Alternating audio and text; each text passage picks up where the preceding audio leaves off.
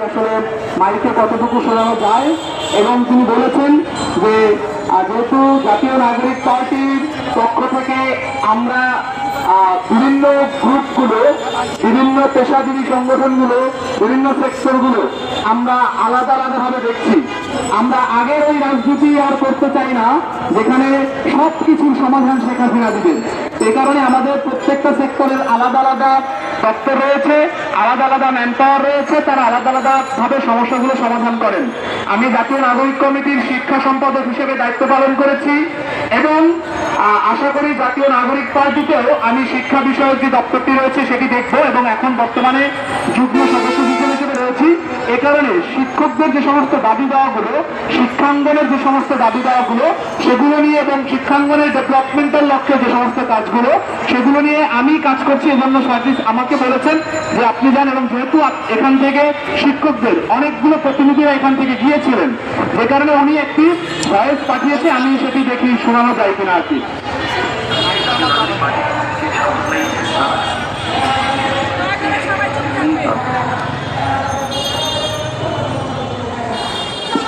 জাতীয় নাগরিক পার্টি থেকে শান্ত ভাই এখানে নিয়েছেন।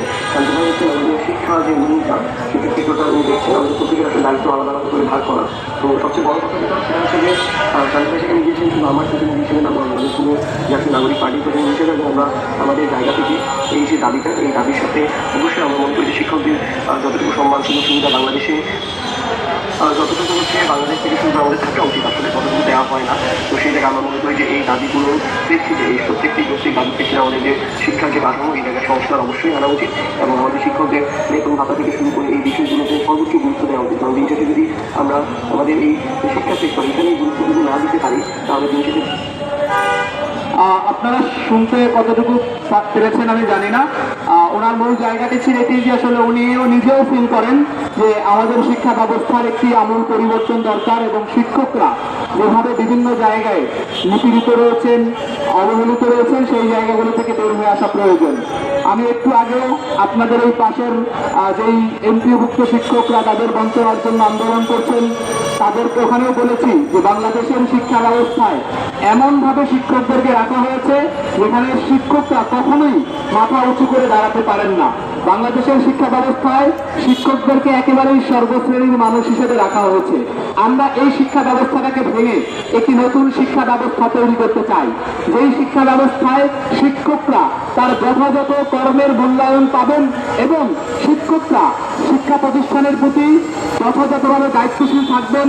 তারা এমনভাবেই নিজেদেরকে গড়ে তুলবেন, তাদের সমস্ত মন এবং মনন শিক্ষার্থীদের প্রতি থাকবেন। আমরা জানি বাংলাদেশে হাজার হাজার এমপিওভুক্ত, নন এমপিওভুক্ত শিক্ষা প্রতিষ্ঠান রয়েছে।